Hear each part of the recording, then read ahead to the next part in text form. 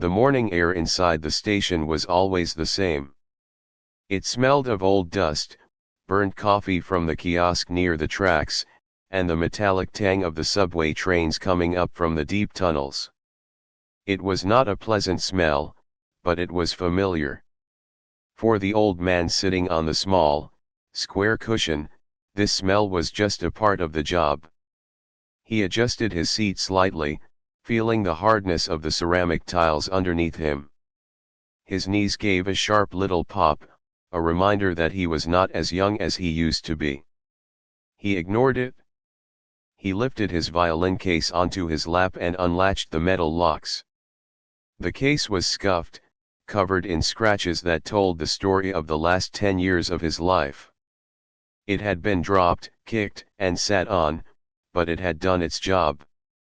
Inside, resting on a bed of faded blue velvet, was his violin. It was not a fancy instrument. The varnish was worn in places, and the wood had a dull, matte finish rather than a shine. But to him, it was the most precious thing in the world.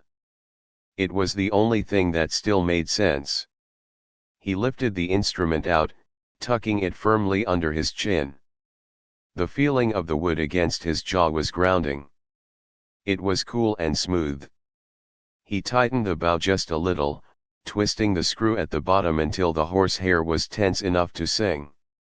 Then, he rubbed the block of rosin over the hair, back and forth, back and forth. Squeak, squeak, squeak.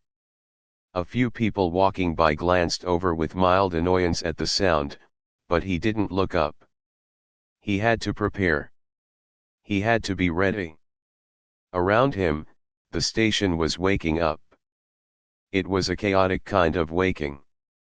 Thousands of people were pouring in from the streets, descending the escalators, and rushing toward the ticket gates. It was a river of coats and bags. Everyone was moving. Everyone was in a hurry. They had places to be. They had meetings to get to. They had trains to catch. Nobody had time to stop. The old man took a deep breath and closed his eyes for a second. He blocked out the announcement echoing overhead, the robotic voice telling passengers about delays on the downtown line. He blocked out the sound of heavy running shoes slapping against the hard floor. He focused only on the music inside his head. He chose a piece he knew better than his own name. It was a slow, deep song. A song that felt like a memory. He raised the bow and brought it down against the strings. The first note floated out, clear and sharp. It cut through the dull roar of the station like a knife. He didn't play loud. He didn't need to. The acoustics in the large hall helped him. The sound bounced off the high ceiling and the distant walls, carrying the melody to the far corners of the room. He closed his eyes again as his fingers found their places on the fingerboard. His left hand moved with a memory of its own, finding the notes automatically. He played the melody of a time long gone. He thought about how he used to play in a theater, back when the lights were bright and people dressed up to listen. Back when the silence in the room was respectful, not just accidental. But that life felt like a dream now. This was the reality. This tile floor, this cold air, these rushing strangers. A man in a gray suit walked past, holding a phone to his ear and yelling about a contract. He didn't even look down. A young woman walked by, pulling a rolling suitcase behind her. The wheels clattered loudly over the grooves in the floor, almost drowning out the music. She was looking at a sign, her face full of worry. She stepped right past the violin, her shoulder inches from the bow. She didn't hear a thing. The old man kept playing. He swayed slightly with the music, his body moving to a rhythm that only he could feel. He watched the world go by through half-closed eyes.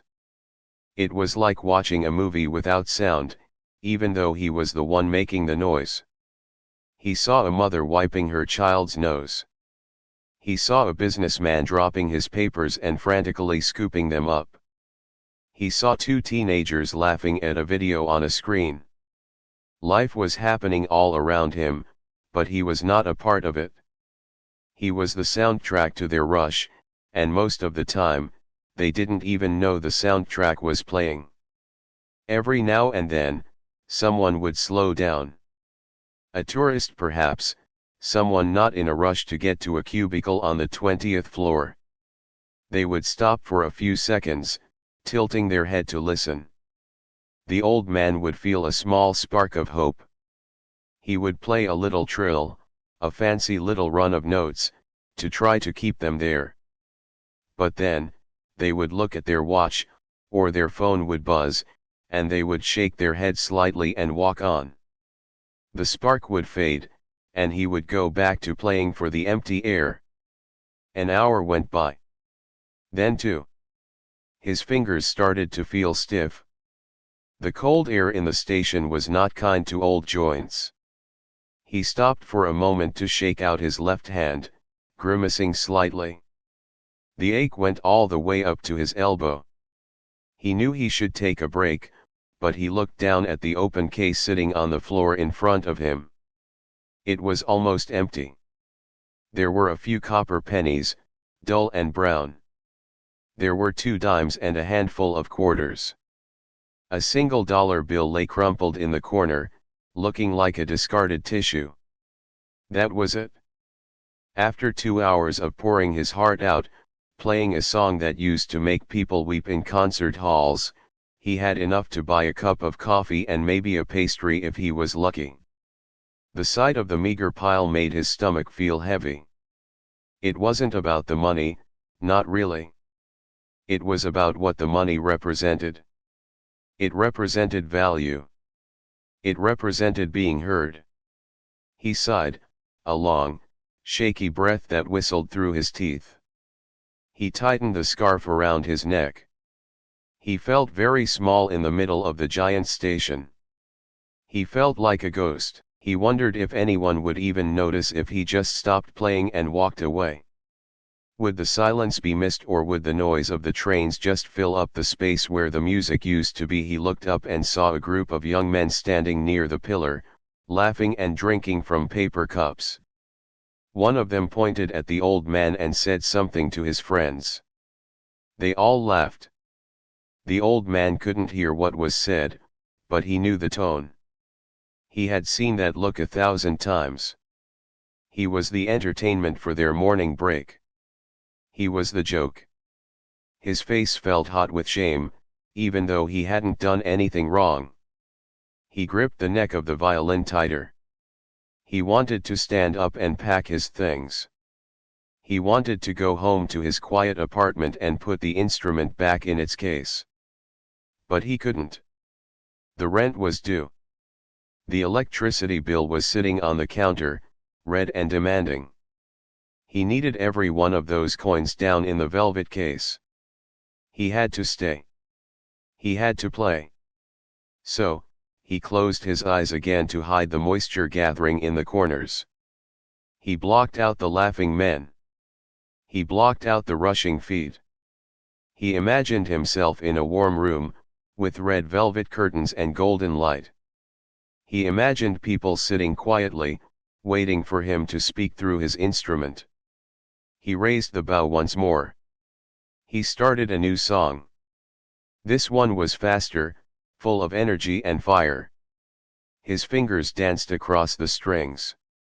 He poured all his frustration into the notes. He played the anger he felt at being ignored. He played the sadness of being old and tired. He played the loneliness of being invisible in a crowd of thousands. The music swelled, filling the space around him. It was beautiful and tragic all at once. For a moment, the flow of people seemed to slow. A man in a trench coat, walking briskly, paused mid-step. He turned his head, looking for the source of the sound. His eyes landed on the old man. For a second, their eyes locked. The old man saw a flicker of recognition in the stranger's face. He saw the man actually listening. The man stood there, frozen, as the chaos of the morning commute swirled around him. The music reached a high, piercing note, hanging in the air like a question. The old man held the note, his hand shaking with the effort. He waited. He watched the man. Was this the moment? Was this the person who would stop, who would really hear? The man's phone buzzed in his pocket. He looked down, breaking the spell. He tapped the screen, typed a quick message, and then put the phone back in his pocket. He looked at the old man one last time, gave a small, polite nod, and turned away. He walked quickly toward the turnstiles, disappearing into the sea of coats. The old man let the note drop. The silence rushed back in, louder than before. The announcement dinged. The trains roared. The people rushed. He was alone again. He looked down at the few coins in his case. He didn't feel angry anymore. He just felt tired. He took a breath, relaxed his shoulders, and started the next song. It was the only thing he knew how to do. The morning rush was finally starting to thin out. The heavy, crushing wave of people trying to get to work by 9 o'clock had passed. Now, the station was filling with a different kind of crowd. There were shoppers with heavy bags, tourists looking up at the high ceiling with maps in their hands, and students moving slower, dragging their feet. The noise in the big hall changed, too. It wasn't just the sharp sound of dress shoes running anymore. It was a mess of rolling suitcase wheels, loud shouting, and the beeping of ticket machines. The old man felt the difference in the air immediately. The tension in his shoulders dropped just a little bit. He didn't have to fight so hard to be heard. He kept playing, but he changed the song. He switched to something softer, a gentle folk melody that felt like a warm breeze. His fingers were stiff, and his wrist ached from holding the bow up for so long, but he didn't stop. He couldn't stop. Every minute he played was another chance for a coin to drop into his case. He watched the people passing by with tired eyes. He saw a young couple arguing quietly near a bench. He saw a security guard leaning against a pillar, looking bored. He saw a woman in a bright red coat talking on her phone, laughing loudly. None of them looked in his direction. To them, he was just another piece of the station, like a trash can or a broken light fixture. He was used to it. That was how it went most days. He would play for hours, and the world would just walk around him. Then, something changed. Out of the corner of his eye, he saw someone stop. It wasn't the usual quick stop where someone checks their watch or looks for a sign. This person came to a complete halt right in the middle of the walkway. It was a young woman. She looked to be in her late 20s. She was wearing a long, dark coat that looked like it was made of heavy wool, and she was carrying a bulky black case strapped over her shoulder. It looked heavy, and she shifted her weight to balance it. The old man kept playing, his eyes fixed on his violin, but his attention was entirely on her. He waited for her to move on. People usually stopped for 5 seconds, got bored, or realized they were late, and then they hurried away. But she didn't move.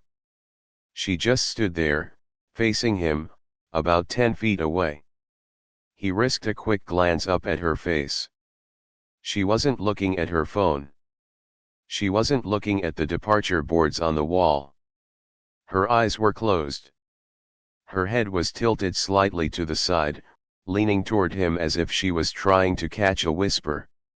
Her face was relaxed, peaceful. The chaotic noise of the station, the shouting, the announcements, the thousands of footsteps seemed to bounce right off her. She was in a bubble, listening only to the music.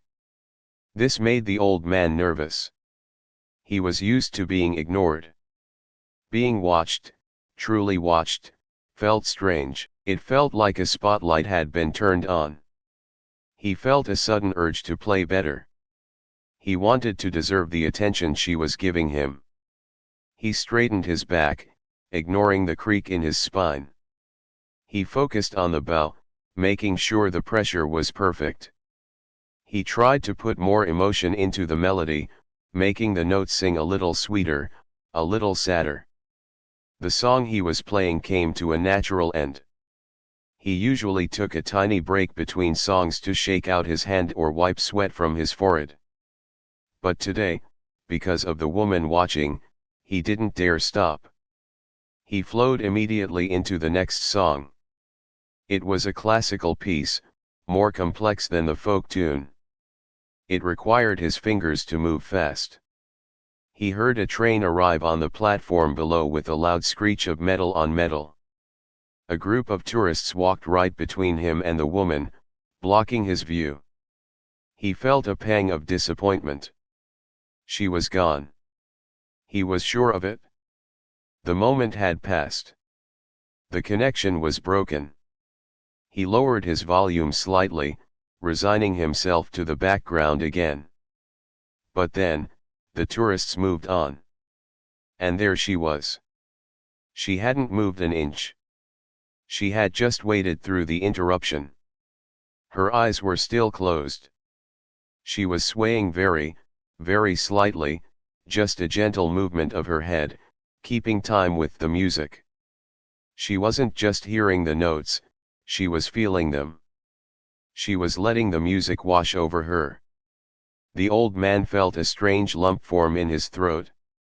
He couldn't remember the last time someone listened like this.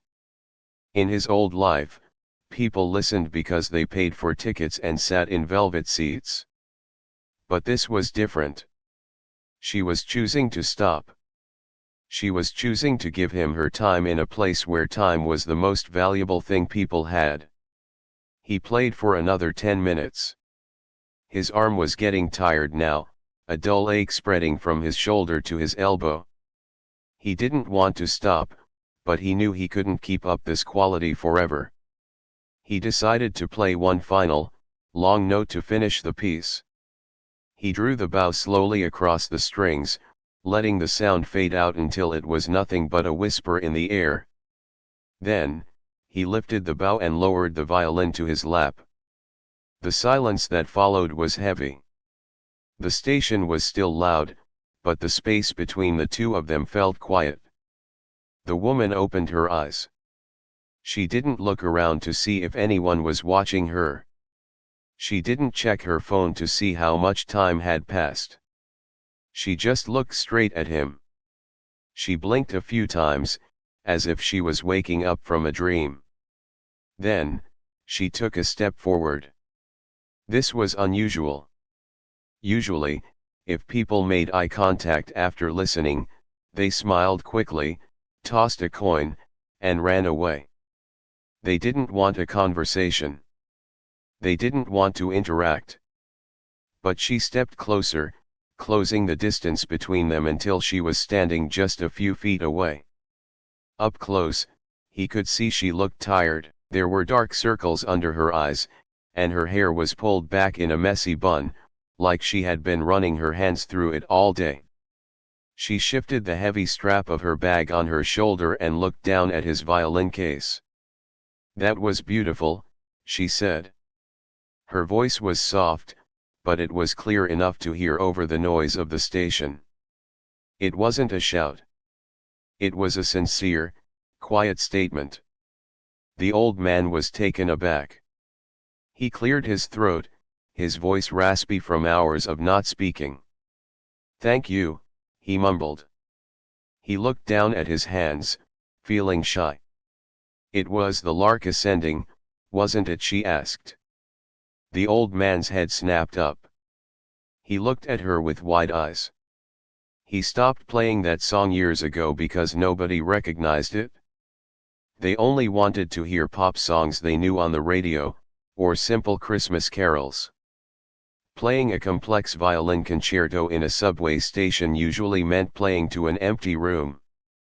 You know it, he asked, his voice sounding stronger now, surprised. She nodded, a small smile touching her lips. My grandfather used to play it for me. On Sundays. He had a record player, a big old clumsy thing. We would sit in his living room for hours listening to that record. I haven't heard it played live since I was a child. She looked at his violin, then back at his face. There was no pity in her eyes. There was no judgment because he was sitting on the floor. She just looked interested. You have a very nice touch, she said. You don't just play the notes. You play the silence in between them, too. The old man felt his face getting hot. No one had talked to him about his playing like this in decades. He was used to people telling him to keep it down or play something happy. He wasn't used to being analyzed, or really being heard at all. It's a hard song to play with cold fingers, he admitted, gesturing vaguely to the large, drafty room. She nodded understandingly. I can imagine. It must be freezing here. She shifted her weight again, adjusting the bag on her shoulder. She didn't walk away. She stood there, looking at him as if she was trying to figure something out. The old man waited, expecting her to drop a dollar bill in the case and leave. That was how the script always went. Listen, compliment, donate, leave. But she didn't reach for her purse. Instead, she crouched down. She didn't care that the floor was dirty or that people had to walk around her to get by. She balanced on her heels so she was eye level with him. It made them equals. It took the power dynamic of the beggar and the pedestrian and threw it away. Why are you here? She asked. It wasn't a rude question. It wasn't an accusation. It was a genuine question, full of curiosity. The old man looked at her, then at the dusty floor, then back at her. He opened his mouth to give his standard answer, the one about making a living. But looking at her face, seeing how she had listened to the music, he couldn't lie, or at least, he couldn't give the simple answer. I have nowhere else to play, he said slowly. The halls are booked. The orchestras are full of younger people. But the music, it doesn't stop just because I got old. It has to go somewhere. So I bring it here. The woman watched him closely. She seemed to understand exactly what he meant. She looked at the few coins in his case, then back at his tired face. The noise of the station swirled around them, trains roaring, announcements blaring, but for a moment, they were in their own quiet world. She didn't look like she was in a hurry anymore. She looked like she had found something she wasn't looking for. The old man looked down at his hands, feeling a sudden wave of embarrassment. He had just poured his heart out to a complete stranger. He had told her the truth, the sad, honest truth that he barely even admitted to himself in the quiet of his own apartment. He expected her to stand up, brush off her coat, and give him a polite but awkward nod. That was what people did when they heard too much.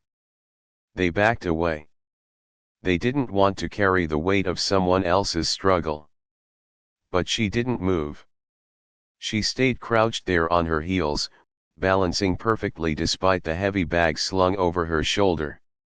She looked at him with a steady, calm gaze. There was no pity in her eyes. He hated pity. It made him feel small and weak. But what he saw in her face was different. It was respect. You play with the kind of emotion that can't be taught, she said softly. Most people in the city just hear noise. They hear a soundtrack to their commute. But listening to you, it felt like you were telling a story. That is rare. The old man felt a lump form in his throat. He swallowed it hard, trying to maintain his composure. It is just a hobby now, he mumbled, trying to shrink back into his shell. It pays for a loaf of bread. That is all. She shook her head slowly. It shouldn't be just that. Music like that needs a better room than a train station. It deserves to be heard by people who are actually listening. She shifted the heavy bag on her shoulder and reached into the pocket of her long wool coat. The old man watched her hand, assuming she was pulling out a wallet. He was used to this. People often gave a little extra money after saying something nice. It was their way of closing the transaction, of paying for the emotional moment they had just experienced. He prepared his thank you and waited for the crinkle of paper money. But her hand came out empty. Then, she reached into her other pocket and pulled out a small, rectangular object. It was a business card. It was crisp and white, with simple black text on it. She held it out to him. He hesitated. He looked at the card, then up at her.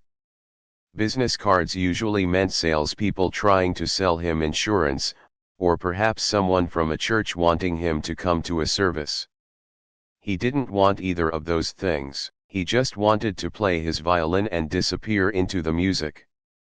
I work with a community center in the city, she explained, seeing his hesitation. It is not far from here, just a few blocks away. We have a program for children. Kids who live in crowded apartments, kids who don't have much. We try to give them things to do after school to keep them safe. The old man listened, confused. He wasn't sure what this had to do with him. He was an old man playing for coins. He knew nothing about children, especially children in the city. He hadn't been around kids since his own daughter was little, and that was a lifetime ago. We have instruments, she continued. People donate them. We have a whole room full of guitars, trumpets, and even some old violins gathering dust. But we don't have anyone to teach them how to use them. We have volunteers who mean well, but they don't know how to play. They can't show the children how to hold a bow, or how to find the notes. She leaned in a little closer, lowering her voice even though the station was loud. We need someone who actually knows music. Someone who understands that playing an instrument is about feeling, not just reading notes off a page. The old man stared at the card in her hand. It felt like the ground was shifting beneath him. For 10 years, he had defined himself by what he had lost. He was a musician who no longer played in a hall. He was a professional who had been demoted to a street performer. He was a relic. But she was offering him a different definition. She was asking him to be a teacher. I am not a teacher, he said quickly. I am old. I am impatient. I don't know how to talk to children. They probably want to learn pop songs and rap music. I don't know those things. She smiled, and this time it reached her eyes. They don't need you to know pop songs. They need you to teach them discipline.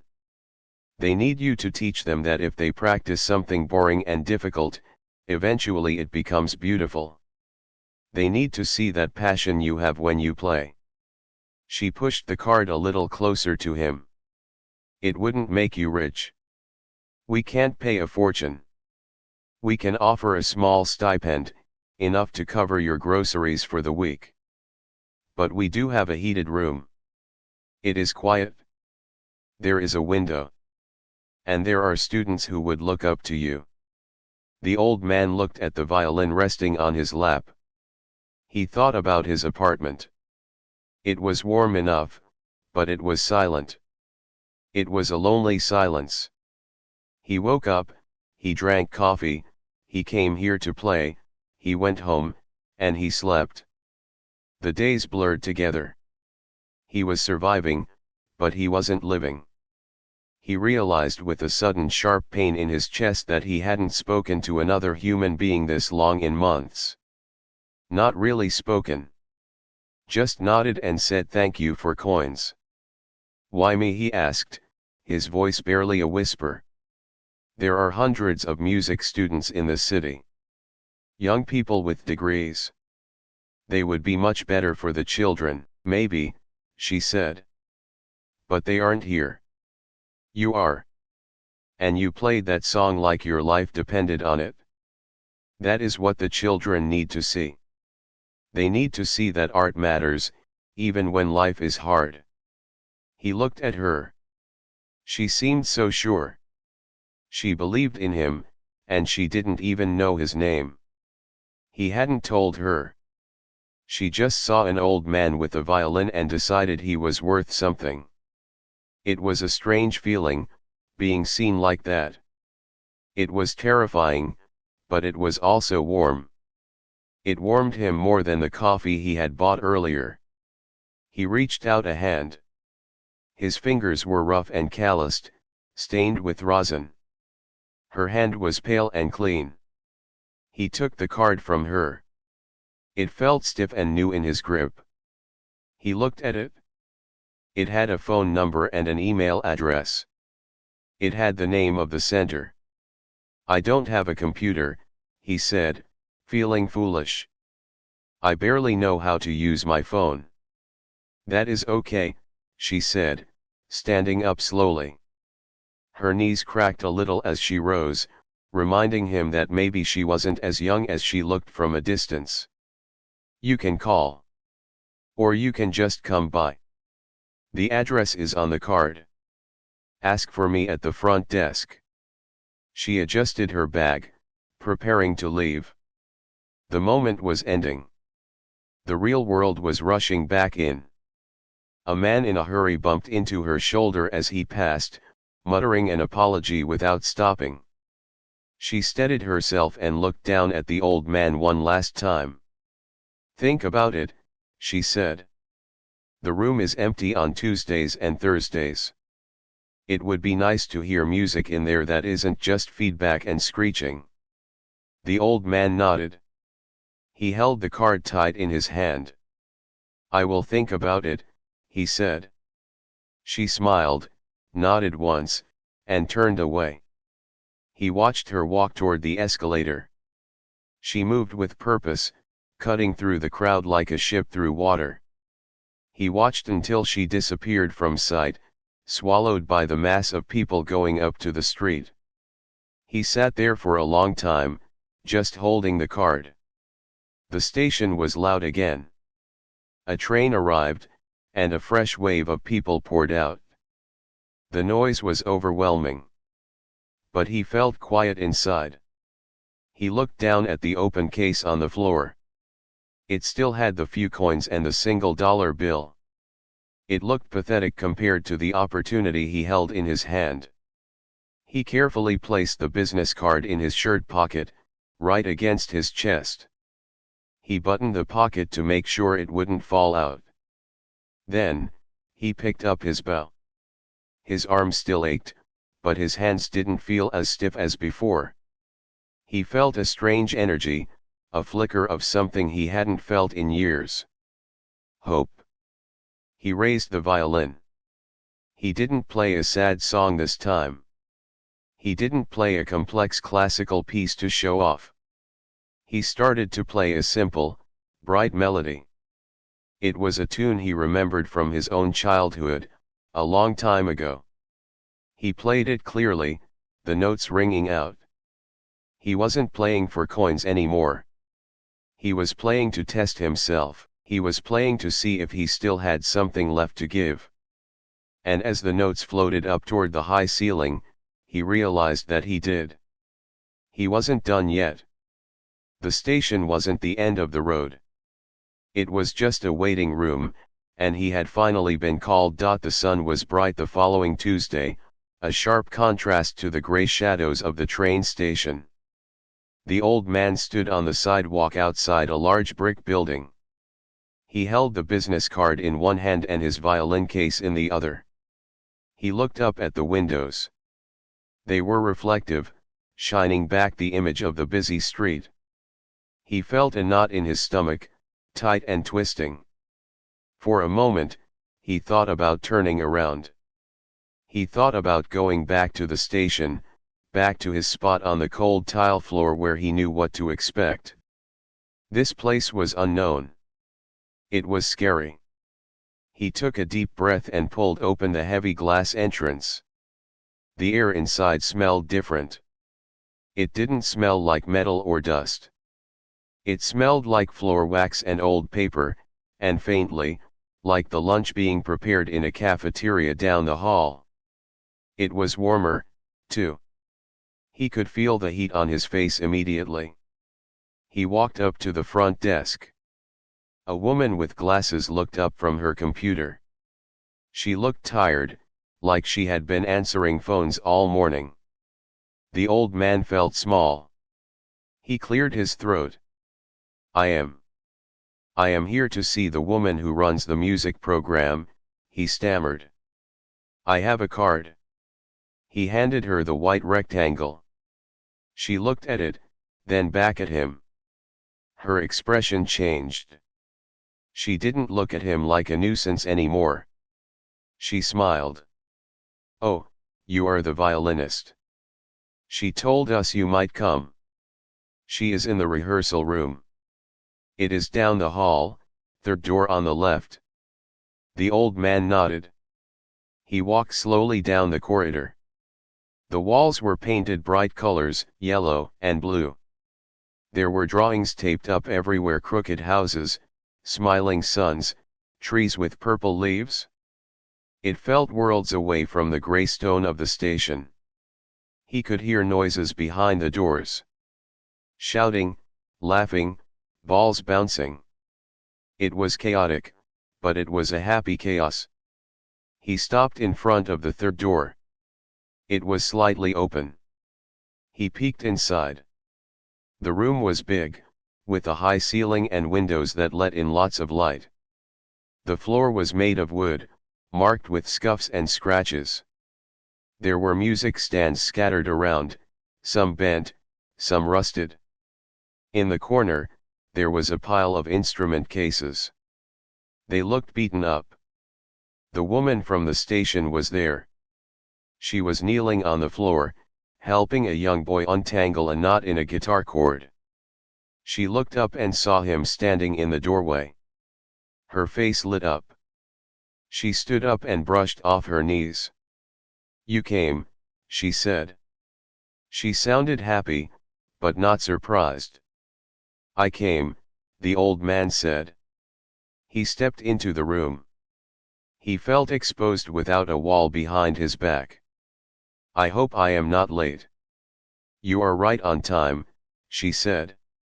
She clapped her hands together loudly. Okay everyone, listen up, put down the drums for a minute. We have a guest today. The noise in the room died down. About 10 kids looked up at him. They were all different ages, some maybe 7 years old, others looking like teenagers. They looked at him with curious eyes. He saw a little girl whispering to her friend. He saw a tall boy leaning against the wall with his arms crossed, trying to look cool and unimpressed. The old man felt his hands shake. He held his violin case tighter. These were real children. Not just faceless commuters. They were looking at him, expecting something. This is our new friend, the woman told the group. He is going to play for us, and maybe, if you are good, he will show you how to make those violins sound less like screeching cats and more like music. A few of the kids laughed. The tall boy by the wall didn't laugh. He just stared. The woman turned to the old man. Do you want to set up? He nodded. He walked to the center of the room. There was no money hat or open case on the floor here. There was no rush. He took his time unlocking the case. He lifted out the violin. The wood looked warm under the bright electric lights. He tightened the bow. He could feel all the eyes on him. It was more pressure than playing in the station, but it was a different kind of pressure. It wasn't about survival now. It was about connection. He didn't play a complex classical piece right away. He knew that would bore them. He started with a simple, bouncy rhythm. A tune they might recognize from a cartoon or a movie. He saw the little girl's feet start to tap. He saw the tall boy uncross his arms. He played for 5 minutes. He moved around the room as he played, looking at them. He put dramatic swells in the music, making his eyebrows go up, making the bow dance. He wasn't just the old man in the corner anymore. He was a performer. He saw the smiles. He saw the boredom melt away from their faces. For the first time in a long time, he felt like an artist again, not just a beggar. When he finished, there was a moment of silence, and then they clapped. It wasn't polite applause. It was loud and messy. The woman was beaming. "Okay," the old man said, his voice a little shaky. "Who wants to learn?" The next hour was a blur. He didn't teach them music theory. He didn't teach them how to read notes on a page. That was too complicated for one day. He taught them how to hold the instrument. He went from child to child, adjusting their arms, moving their chins, fixing their grips. "No, no, not like a chicken," he told one boy who was pecking at the strings. "Like a painter. You are painting a picture on the strings. Gentle." He helped the little girl hold the bow. Her hands were tiny. "Relax your wrist," he said softly. "Let it be like water." He was surprised at how much he enjoyed it. He forgot about his aching back. He forgot about his rent. He was too busy answering questions. "Why is it so shiny? How long did it take you to learn? Can you play fast?" He even looked at the tall boy, who was holding a cello that was way too big for him. "You have strong hands," the old man told him. "The cello needs strength. But it needs a soft touch, too. Come here, let me show you." By the time the hour was up, the old man was sweating, but he felt lighter than he had in years. The kids were packing up, chatting excitedly. They weren't ignoring him. They were waving at him. "See you next week, mister," one shouted. The room slowly emptied out. The old man put his own violin back in its case. He clicked the latches shut. He felt tired, a good kind of tired. The woman walked over to him. She was holding a clipboard. "That was amazing," she said. "Look at them. They actually listened." "They are good kids," the old man said. "Loud, but good." She laughed. "They are handfuls. But you handled them well. You have a patience I didn't expect." The old man looked around the empty room. The sun was starting to go down, casting long orange shadows across the scuffed wooden floor. It was quiet now, but the air still felt full of energy. "I was nervous," he admitted. "I haven't been around children in a long time." "You did fine," she said. She reached into her bag and pulled out an envelope. It was plain and white. "Like I said, it isn't much. But it is for today." He took the envelope. It was thicker than he expected. He didn't open it. He just put it in his pocket. It felt heavy. "So," she said, leaning against a music stand. "Same time next week we can work on holding the bow without hitting our neighbors." The old man looked at her. He thought about the station. He thought about the cold wind and the rushing crowds. He thought about the coins dropping into his case. Then he looked at the colorful drawings on the walls. He thought about the little girl tapping her feet. He realized he didn't have to choose between being a musician and surviving. He could do both. But here, in this room, he was building something more than a pile of coins. He was building a future, for them and for himself. Yes, he said, and a smile crept onto his face, a genuine smile that reached his eyes. I will be here. She walked him to the door. See you next Tuesday, she said. He walked out into the evening air. The city was loud again, sirens wailing in the distance, horns honking. But the noise didn't bother him anymore. He had a rhythm in his step that wasn't there before. He patted his pocket, feeling the envelope, but more importantly, feeling the business card right next to it. He wasn't just a violin player in a train station anymore. He was a teacher.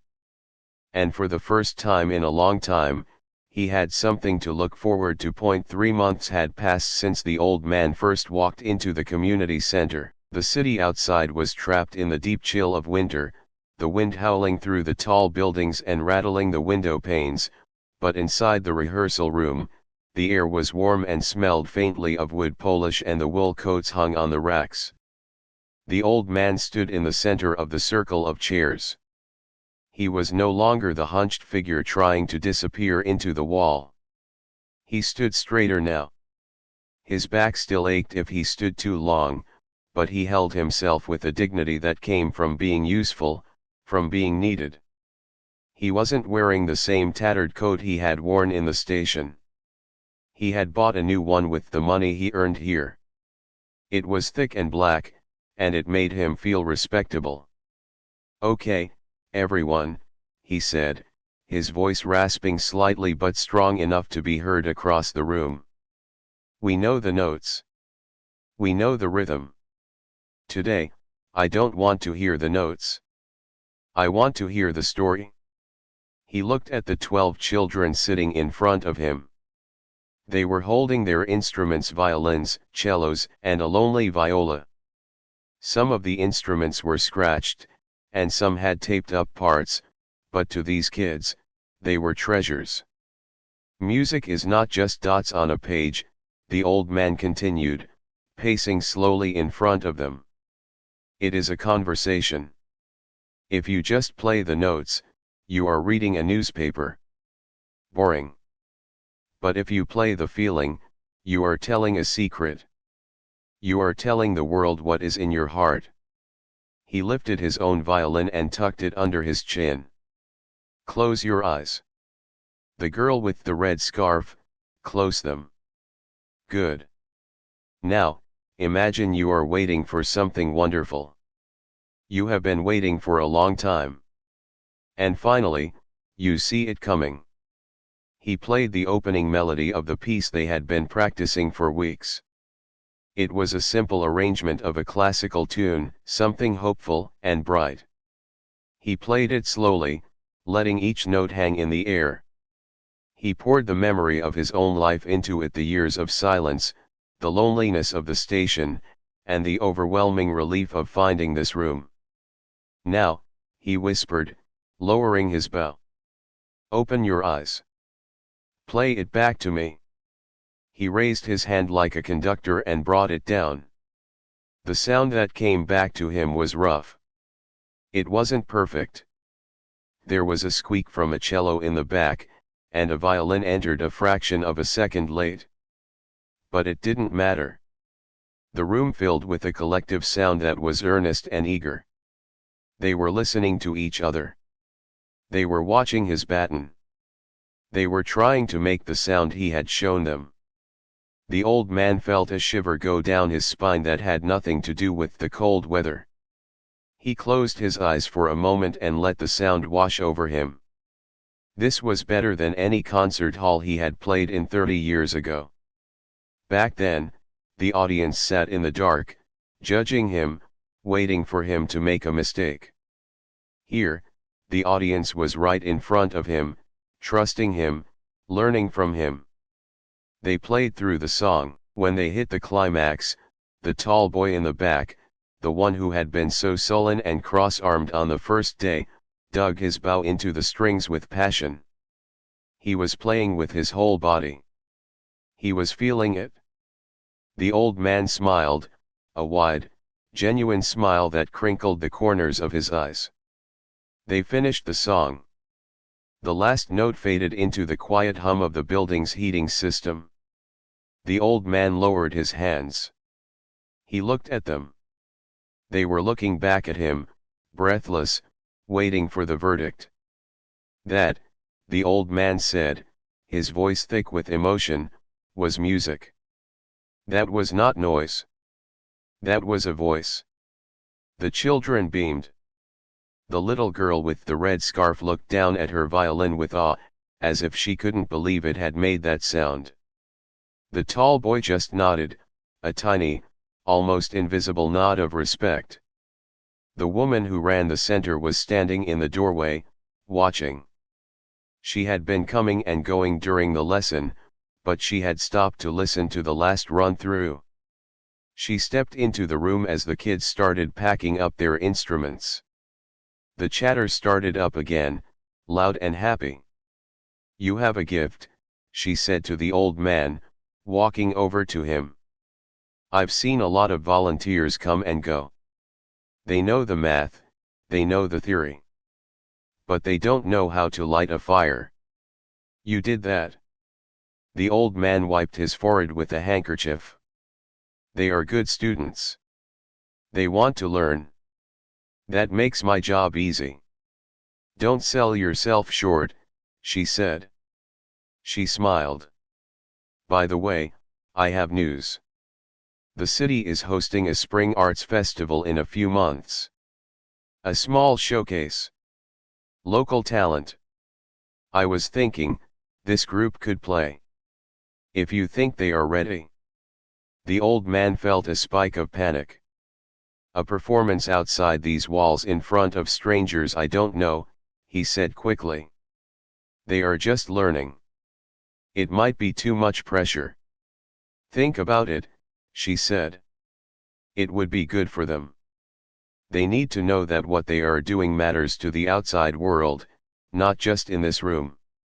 She squeezed his arm gently and walked away to help a student with a stuck zipper. The old man stood there for a moment, thinking. A performance. He looked at the kids. They were joking around, laughing, helping each other put instruments in cases. They were a team now. They weren't just random kids from the neighborhood anymore. They were an orchestra. He remembered the train station. He remembered the thousands of people who walked past him every day for years, never seeing him, never hearing him. He remembered the crushing feeling of being invisible. These kids were invisible, too. People saw them as trouble, or noise, or just obstacles on the sidewalk. But they had a voice. He had taught them that voice. If they played at the festival, the city would have to stop and listen. The city would have to see them. He realized that he wasn't just teaching them to play violins. He was teaching them how to demand space in the world. He was teaching them that they deserved to be heard. He walked over to the tall boy, who was struggling with the latch on his cello case. "Here, let me help," the old man said. He reached down and flicked the rusty latch. It popped open. "Thanks," the boy mumbled. He looked at the old man. "Are we coming back next week even if it snows?" The old man chuckled. "Even if it snows. I will be here. I promise." He packed up his own violin. The case felt lighter now, or maybe his arms were stronger. He said his goodbyes and walked out of the room. He walked down the long hallway, past the colorful drawings on the wall. He pushed open the heavy exit doors and stepped out into the winter night. The wind hit his face, cold and biting, but he didn't pull his collar up tight against it. He welcomed it. He looked down the street. The subway entrance was just a few blocks away. He could see people descending the stairs, heading underground to their trains. He used to be one of them. He used to be stuck in that loop. But not anymore. He had a new path now. He began to walk toward the train station, not to play, but just to go home. As he walked, he passed a young couple standing on the corner. They were shivering, looking at a map on their phone, looking lost. The old man stopped. He didn't ignore them. He didn't rush past. "Excuse me," he said, his voice clear and friendly. "Can I help you find something?" They looked up, surprised.